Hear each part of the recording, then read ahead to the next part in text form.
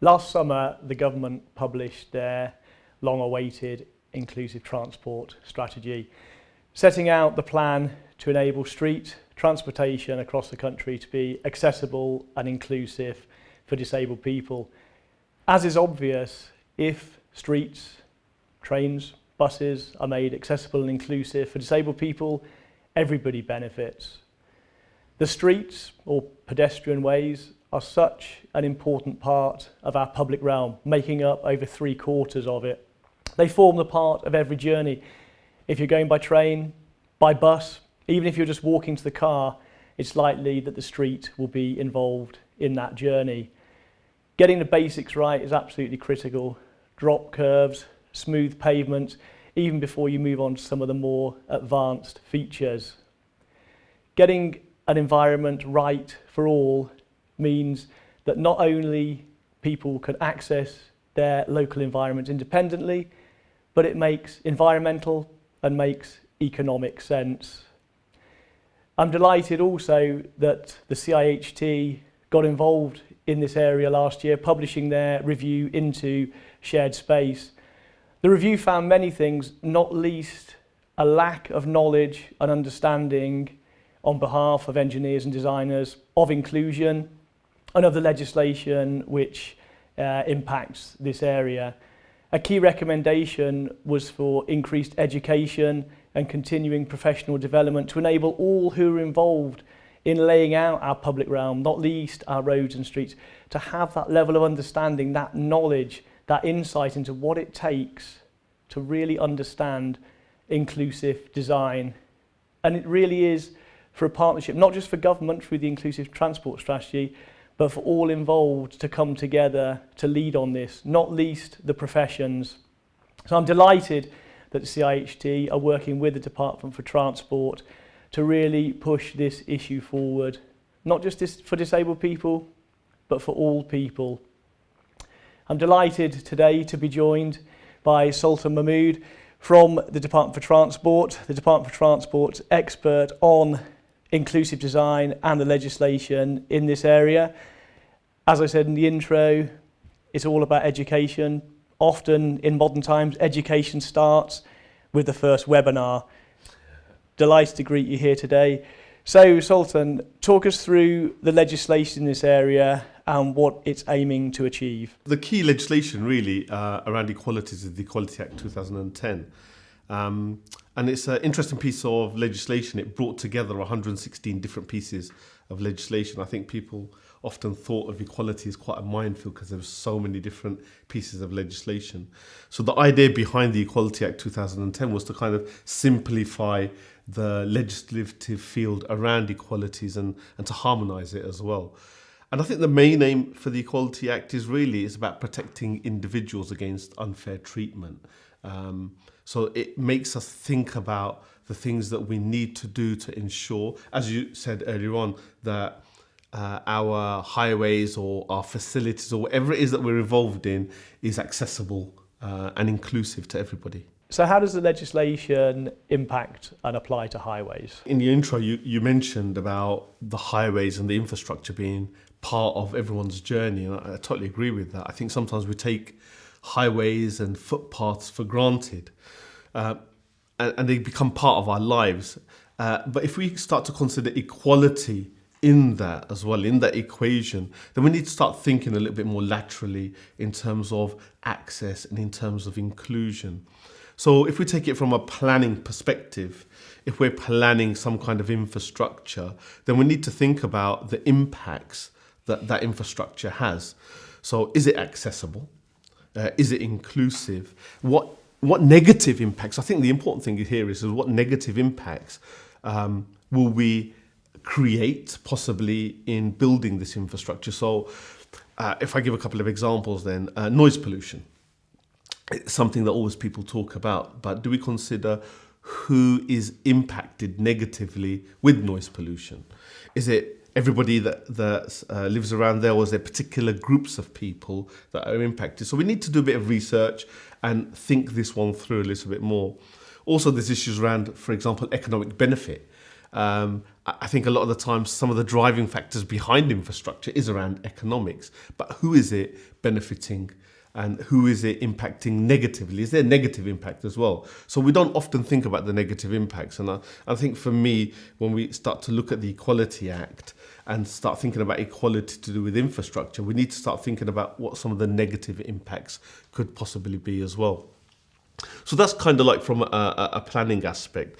Then we need to look at the companies that we tender out to build this infrastructure. How do they regard equalities? Do they have an equality strategy? Do they focus on equality in terms of their agenda? And also in terms of their recruitment processes? What are they like? What's the picture of that organization in terms of equality? And I think we're talking here really about new infrastructure, but what about improving existing infrastructure, which is probably the most of the work that happens is around improving infrastructure. Do we consider equalities in that as well? And that's not to say that all of a sudden we need to take stock or local authorities need to take stock and say, oh my God, our infrastructure, 80% of it is not accessible and not inclusive and we need to change it overnight. It's about local authorities and those responsible for infrastructure having a strategy to saying, actually, what we want to do is make our infrastructure more accessible, make our highways more accessible, make our pathways more inclusive, so that we're not creating barriers for people. In fact, we're taking barriers away. And it becomes second nature. It's easy for us to make that journey. We don't have to think twice about it. We just get up in the morning and off we go, rather than having to think, oh my God, I need to avoid that pathway or I need to avoid that road because of these barriers or whatever it might be. So I think that's the trick in it, is when you start to consider people and different groups of people and making highways, pathways, infrastructure accessible and making journeys easy without barriers, I think then we've cracked the nut around equalities. So I think there's a massive play of equalities on infrastructure. Just to kind of round that question off, is that we take infrastructure for granted, we take highways for granted, but it's not always accessible for everybody. So I think it's important to note that as a public body, we have to adhere to the public sector equality duty, which is part of the Equality Act. You rightly raise the whole area of the public sector equality duty. What is that and how does it impact this area, and what obligations does it put on all of the people involved with laying out our public realm? So the public sector equality duty basically is a section of the Equality Act 2010, which has a number of duties within there, general duties and specific duties. But basically there's three main aims for it. The first aim is to eliminate discrimination. So as a public body, we need to think about how we're eliminating discrimination. The second aim is around advancing the equality of opportunity for people with protected characteristics. And the third point is around fostering good relationships, people who have protected characteristics and those without. And that's an interesting one because that's, in my experience, the one that people generally tend to forget about. There's lots of research. People often talk about, why are we doing this? Why, eliminating discrimination and who we eliminating discrimination for. But I think when you look at the research that's out there, it shows us that there's many groups of people who face discrimination on a daily basis. And it's about being aware of who those groups are and then trying to mitigate that. What is it that we're going to do to help those people in terms of breaking down the barriers that exist for them? So the public sector equality duty really is about public sector bodies, government bodies, local authorities, and any organisation that provides a public function that has to ensure that it meets these three aims. Then there's also specific duties as well, where for me, the way I look at a specific duty is about us being open and transparent. So it's about sharing our statistics with the wider society and saying, okay, as an organisation, this is the kind of picture that we paint. This is how we look internally in terms of our staff makeup. So we would put out statistics around our staff in terms of age categories, in terms of disabilities, in terms of gender. And there's 9 protected characteristics that we would break it down into. Number one is to show that we're open and transparent. But secondly, and more importantly for me, statistics are fantastic. But if you don't do anything with them, then there's no point. So it's to raise awareness for ourselves to say, okay, these are the stats that exist. Are you unconsciously being biased within your organization? So it's a good way to put that out there. By putting it out there in the public realm, it kind of makes us think, actually, is there something more that we need to do around the equality agenda to make our organization fair and transparent? It also then leads on to looking at, what do your policies look like? Do your policies discriminate?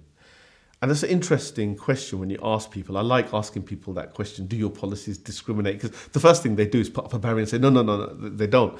An easy example around that is if you have fixed timings, for example, okay, no, you've got to be in at work at 8 and you're going to finish at 5, and that's a very rigid, fixed timing. It kind of discriminates against parents who have childcare responsibilities. You know, if they have to do school runs, for example. What's the need of being 8 to 5? Can we do it flexibly? So that's one way of looking at a policy and saying, how can we adapt our policies to make them more inclusive? So we're not discriminating against certain groups of people. Probably my favourite part of the public sector equality duty is the proactive element of it. What's your equality objectives? Have you set any equality objectives? And again, Chris, it's a question I love asking people, especially when I do training around equalities. And I say, okay, in your department, in your division, what's your equality objective? And I normally get a blank face looking back at me. And I kind of understand it because maybe we've not put enough focus on equalities and why we're focused on equalities, that actually it benefits everybody. So most organisations should be setting, and especially public organisations, should be setting equality objectives that are smart, they're specific, not general. So I'll give you an example of a general equality objective. A general equality objective could be that we want to increase the number of disabled employees in our organisation. There's no time frame on that. There's no number on that. There's no stats to do with that. So if we put one extra disabled person in our organisation in 4 years or 6 years, I mean, is that groundbreaking? Is that fantastic? I don't think so. So they've got to be specific. We've got to put a number or a percentage and a time frame so that we've got something to work towards. So in essence, the public sector equality duty is something that allows public sector organisations to focus on equality and almost self-audit themselves, give themselves a checklist of what they need to go through in order to ensure that, again, they're making their organisation and everything that they do equal, accessible and non-discriminatory. So how does this impact a planner, designer or contractor working for or on behalf of a local authority? I think when you think about the planners, contractors and designers, whether they're working for or on behalf of the local authority, we have to step back a little bit and understand that the local authority has a legal obligation.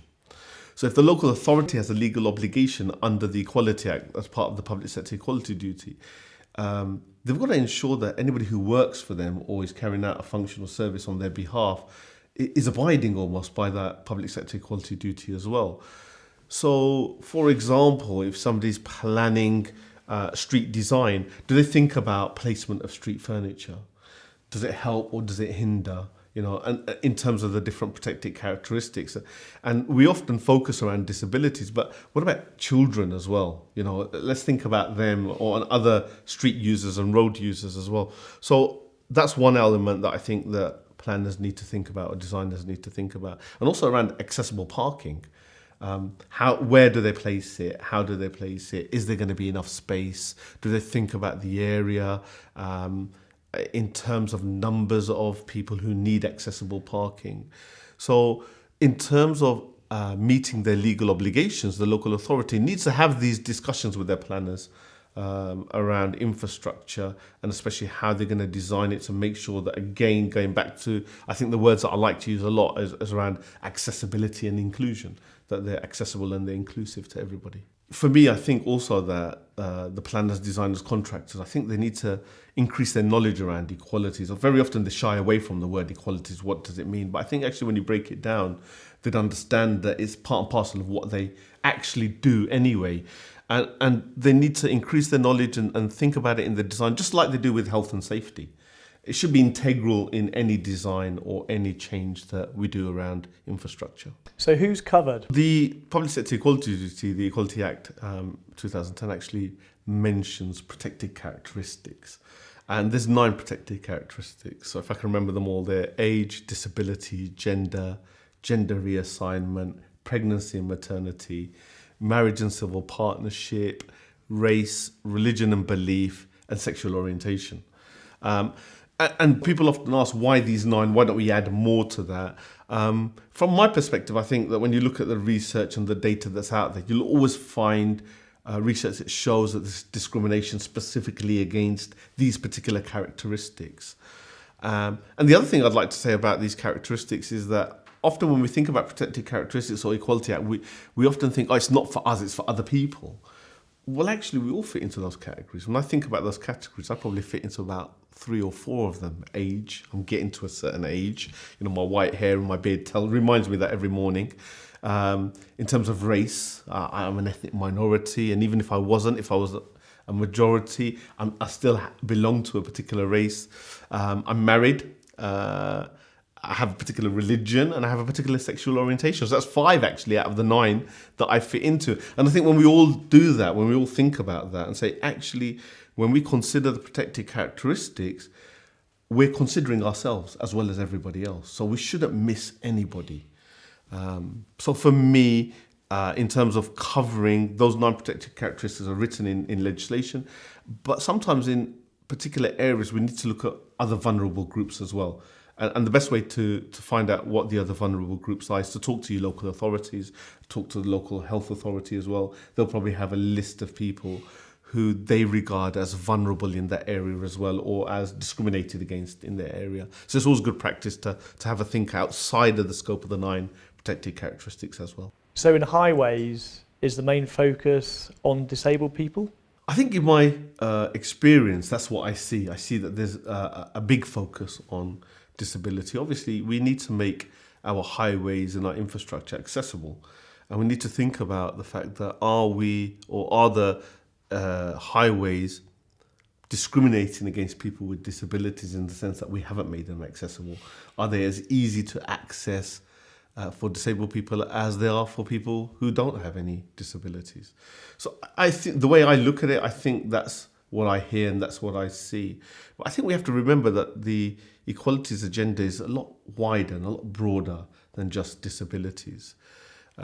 Not at the cost of disabled people, but I think we should also look at the other 8 protected characteristics, as we just mentioned before. So how do they impact other people? How do our highways impact people of age? So I mentioned earlier on about children and street furniture. I see some great examples sometimes when I'm walking around where there's some innovative kind of stuff where kids can jump up and down on certain paving. They're not even paving slabs. I don't know what they are. There's some kind of massive xylophone on. But it makes children enjoy walking on the street. So I think sometimes we need to think about the agenda wider than just disabilities, but not at the cost of disabled people. Also, when we think about highways, do we consider issues around noise pollution, and pollution in general? How does it impact on the different protected characteristics? Is there a high density of a particular protected characteristics in an area where all of a sudden noise pollution has gone up, pollution has gone up? Are there any negative impacts? And if there are, how do we mitigate them? So there's those issues around protected characteristics. Again, for me, that I think in terms of highways, we need to broaden the way we think about equality and include the other 9 protected characteristics within them as well. Also, sometimes I'm aware that there's compulsory purchase of land. And again, do we discuss this with people, with the general population? Who does that impact? Is it impacting a particular protected characteristics? So whenever we think about the different protected characteristics, we always think about, does it impact some more than others? And if it does, is there another way to do this, or is there a way that we can mitigate some of those negative impacts? I mean, if they're positive impacts, fantastic. We need to highlight them and we need to say this is why we're doing it and this is the benefits that's going to come from the design or the planning or the change that we're making. But in terms of the negative impacts, do we then plan how to mitigate them? So do we do some kind of inequality analysis to think about some of the negative impacts and how we're going to mitigate some of those negative impacts as well? But just going back to the issue around disabilities, again, I think historically the focus has been very much on physical disabilities. And it's nice to see that we're changing that focus a little bit in the sense that including some of the hidden disabilities as well, because disabilities in itself is a very wide subject matter and affects people in very, very different ways. So it's good to see examples now where people are planners and contractors are thinking about hidden disabilities and how we can ensure that we're not creating barriers rather than removing them. So what are reasonable adjustments? So reasonable adjustments are when we do something that allows disabled people not to be put at a substantial disadvantage compared to non-disabled people. So some examples around that could be, when we think about highways and infrastructure, could be around drop curves, could be around tactile paving, could be around audible signals at traffic lights, and tactile cones, which is an interesting one because I knew nothing about this until my 12-year-old told me about it. It's the little thing that's underneath the button that you press to change the lights or to let them know you're waiting, and it kind of spins when you're ready to go. So that's quite interesting. That was something new for me as well. So these are the kind of things that I think planners need to think about. How do we make these reasonable adjustments to ensure that the infrastructure that we build in the highways, the footpaths, are accessible to people and safe as well at the same time to use. And that's from a planning perspective. And then obviously from an organisational perspective as well, reasonable adjustments are around how you make small changes that allow people with particular disabilities to perform at their full potential. You know, for me, employment is a big issue, and I always think about these things when it comes to disabilities, is that we don't want to put barriers in the way of people. And if we don't make reasonable adjustments to allow people to perform to their full potential, then when it comes to things like performance reviews or promotion, then what happens? And we're going to say, well, actually, you didn't perform as well because we didn't make a reasonable adjustment or a small adjustment to help you to do your job better. So an example in an employment situation of a reasonable adjustment could be that somebody has a back condition. They need a specialist chair so that they can sit down for an extended period of time and do their work more effectively. And if we didn't provide that chair, then we're failing them. We haven't made a reasonable adjustment. But taking it back to highways and infrastructure, you know, we've got an anticipatory duty as well.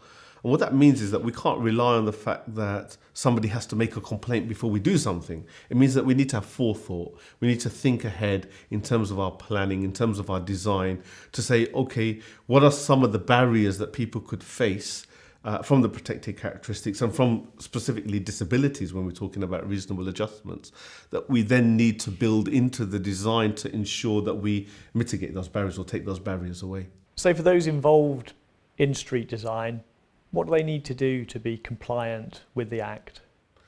So I think for me, the first thing that I could advise, or I would advise them to do, is speak to your equality lead, because every local authority generally, in my experience, has somebody who's an equality lead or an equality specialist.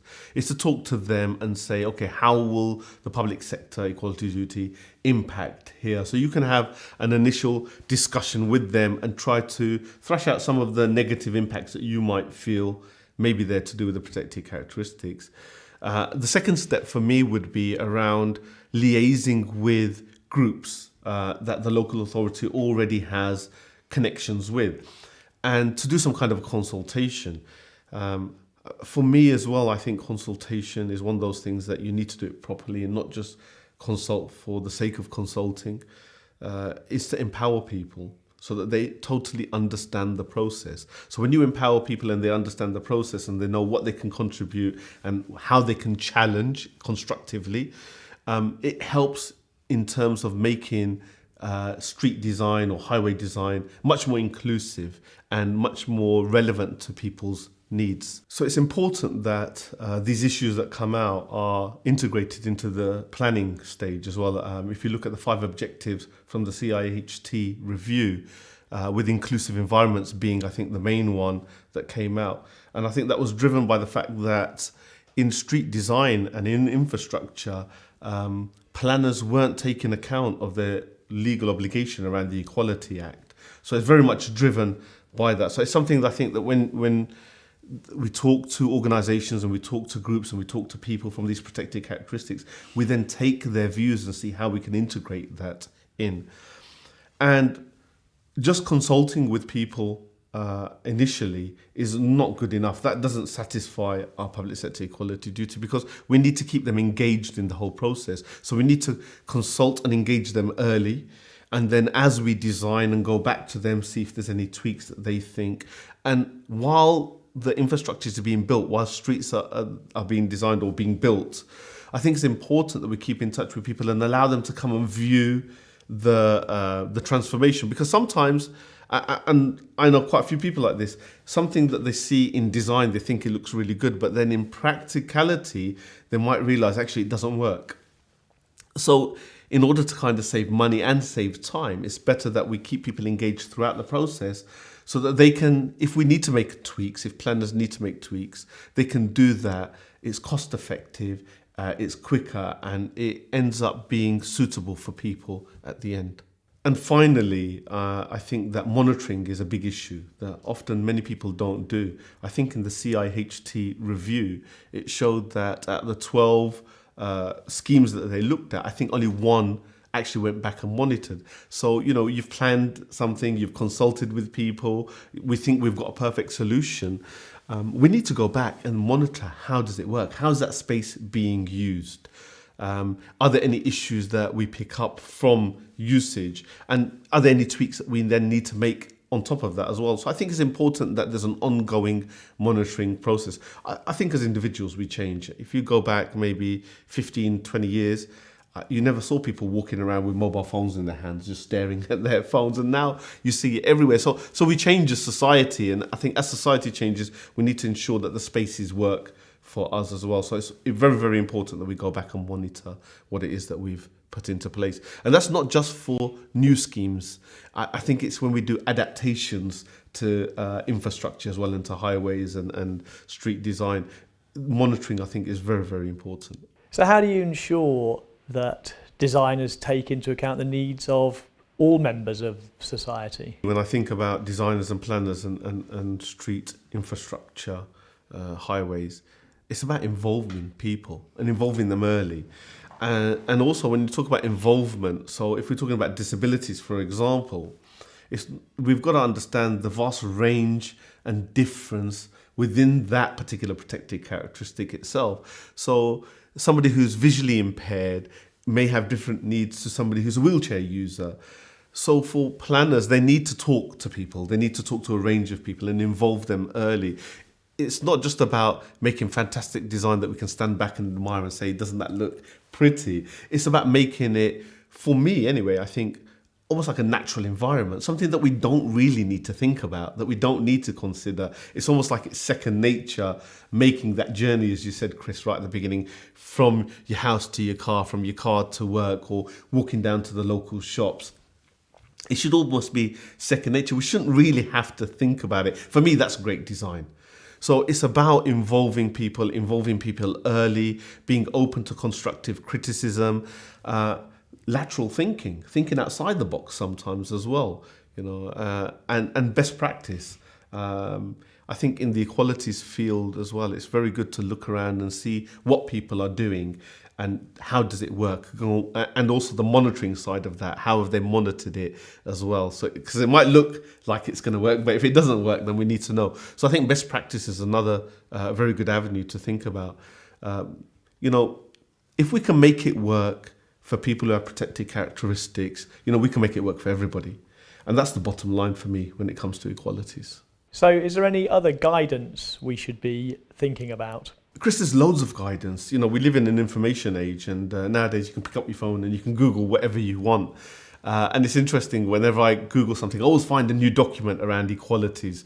And it's about lateral thinking, is how we can use some of the concepts within those documents on street design, for example. Even within the ITS, we talk about, one of our commitments is around updating guidance around things like shared space, inclusive mobility, and tactile paving. So the DFT is always looking at increasing the kind of guidance that we have and updating it, keeping it relevant as well.